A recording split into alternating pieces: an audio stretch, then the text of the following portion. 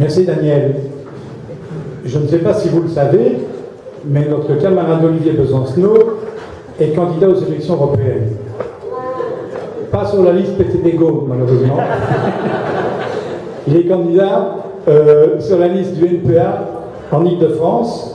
Alors on sait qu'une campagne électorale, c'est beaucoup de boulot, un agenda très chargé. Malgré tout, il a tenu à venir à Bruxelles pour venir soutenir les listes PTBGO. Il va nous expliquer dans quelques instants le pourquoi de son soutien, mais aussi il nous parlera de la situation alarmante en France, où on voit aujourd'hui déferler dans les rues des manifestations de la droite réactionnaire et de l'extrême droite, où on voit l'extrême droite et le Front National conquérir des municipalités. Comment est-ce possible, vu de Belgique, on se dit comment est-ce possible, dans un pays qui est celui de 1789, de la Commune, du Front Populaire, de mai 68, comment est-ce possible on a presque envie de paraphraser la brochure de Trotsky des années 30, où va la France? Mais la question aujourd'hui, c'est comment aller à contre-courant, que proposer et que propose le NPA? La parole à Olivier.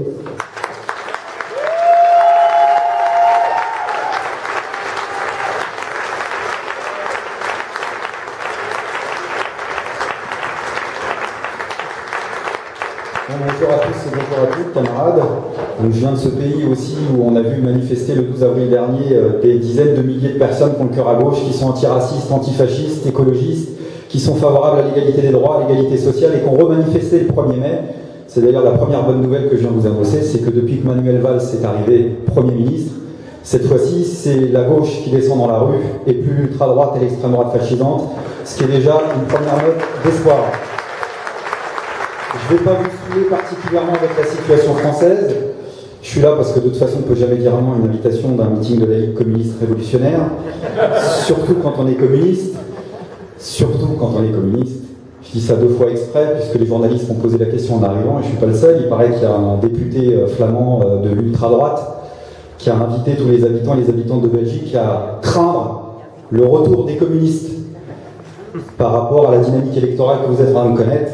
Et j'ai répondu qu'évidemment, il ne fallait pas s'inquiéter, il n'y a plus qu'en France que les communistes mangent encore des enfants, surtout pas en Belgique. Donc il fallait que tout le monde soit particulièrement détendu, mais ça veut dire que vous avez déjà gagné.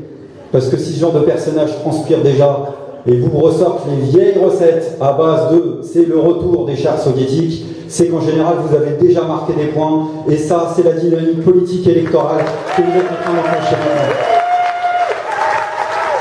Moi, je vais insister sur les points qu'on a en commun, y compris dans les batailles électorales, notamment la bataille européenne, un projet en commun, un positionnement en commun, et puis une démonstration commune militante qu'on fait d'ores et déjà.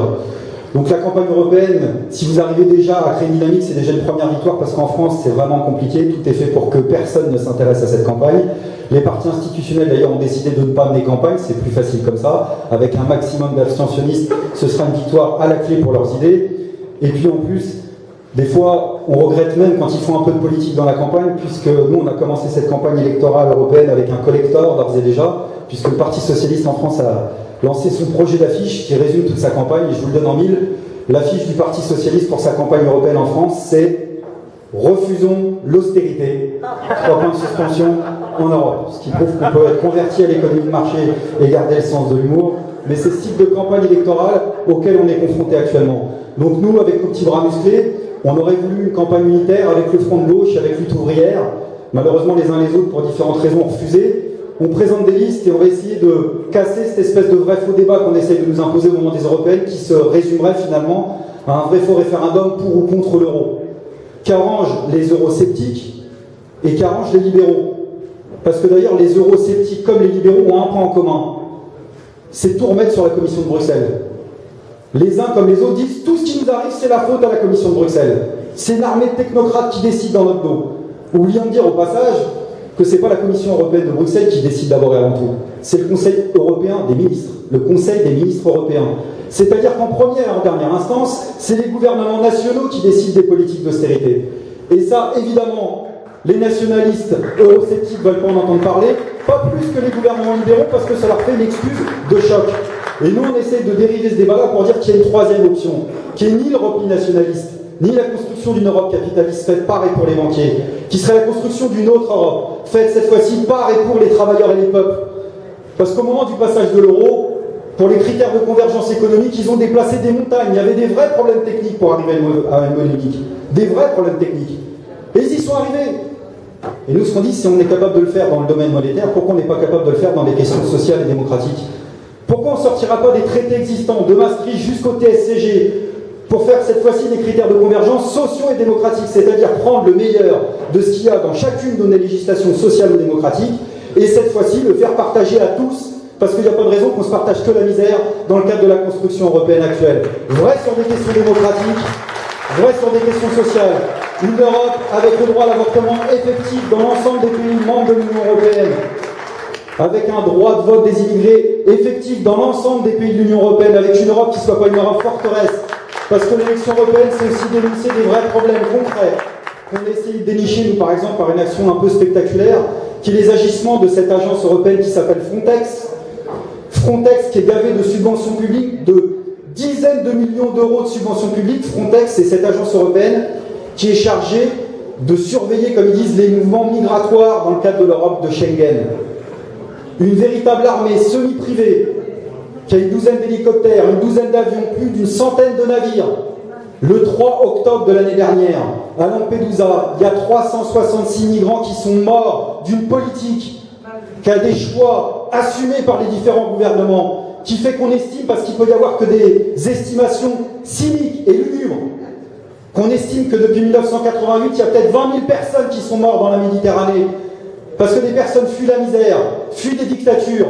Et bien les élections européennes, c'est l'occasion de rappeler ensemble, vous ici, nous là-bas, qu'on est pour l'Europe sans frontières, l'Europe de la liberté de circulation, d'installation et de la régularisation de tous les sans-papiers. Et c'est vrai aussi sur les questions sociales.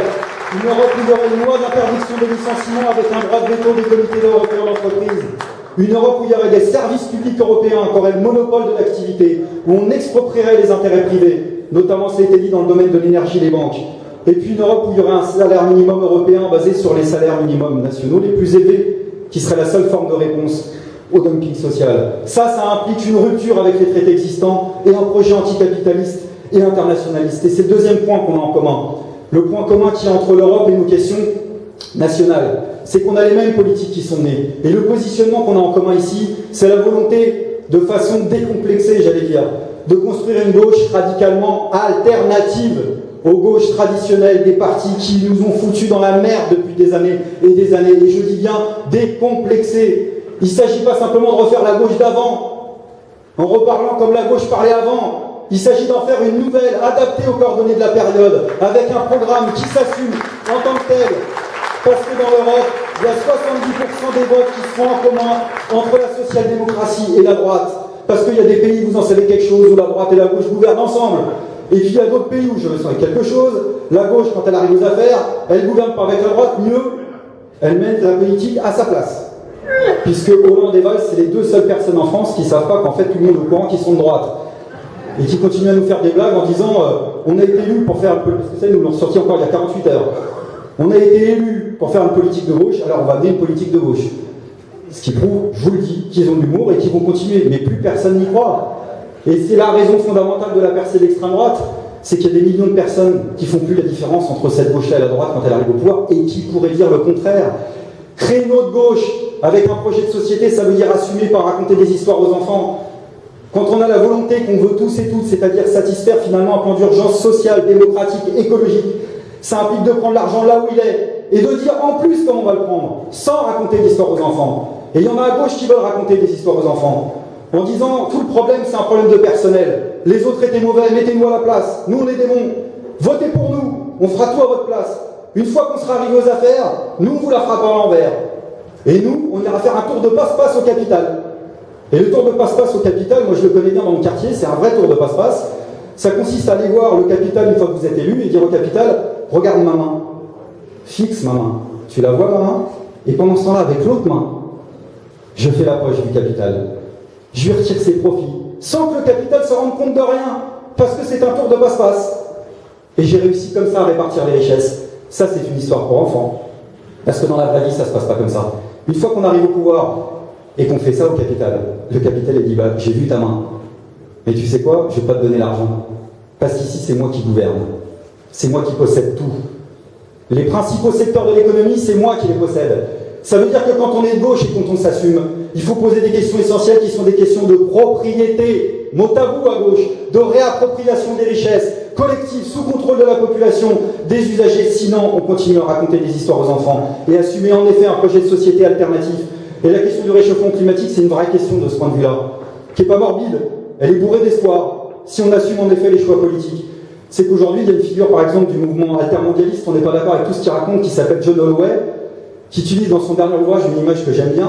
Il dit qu'il y a une telle régression du point de vue des consciences qu'en fait, aujourd'hui, on envisage plus facilement la fin du monde que le changement de société. C'est-à-dire qu'en effet, preuve à l'appui, même dans certains secteurs capitalistes, on est prêt à envisager, à cause du réchauffement climatique, le fait qu'on peut tous mourir. Il y a un vice-président des États-Unis, on a un présentateur vedette en France qui s'appelle Nicolas Hulot, ils arrivent au 20h et disent « on va tous mourir à cause du réchauffement climatique ». Et c'est un sujet. On en discute, tout le monde n'a pas les mêmes réponses, mais c'est un sujet. On en débat. Et pour peu qu'on arrive en disant « mais vous savez, il y a une autre solution, on peut ne pas tous mourir ». On pourrait réinventer un nouveau mode de production et de consommation qui soit radicalement opposé à la logique capitaliste. Et bien là, dans le meilleur des cas, on passe pour un beau rêveur, dans le pire des cas, pour quelqu'un de dangereux. On n'est ni les uns ni les autres, on est anticapitaliste, révolutionnaire, et on est fiers de l'être, vous ici, nous là-bas, de façon internationaliste, et ce sera ma conclusion. Le dernier point qu'on a en commun, et qui est pour moi le plus important, c'est cette démonstration militante. Il y a une politique qui est en train de crever partout en Europe. C'est la politique institutionnelle, la politique métier, la politique profession. On a une classe politique qui ne représente pas la majorité de la population, qui n'a rien à voir avec la majorité de la population, et pour cause.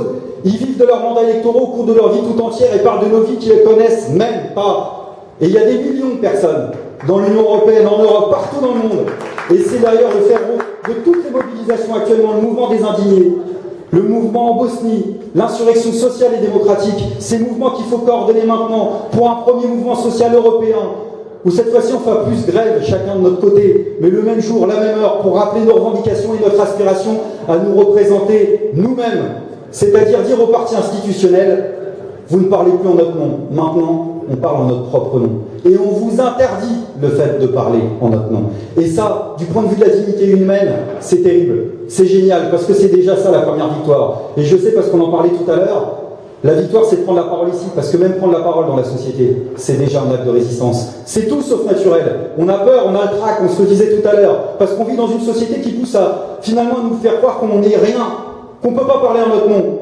Et bien justement, la première victoire, c'est de le faire, et vous le faites de façon merveilleuse, et cet élan et cet enthousiasme, on va le ramener chez nous parce qu'on en a aussi bien besoin. Je vous remercie.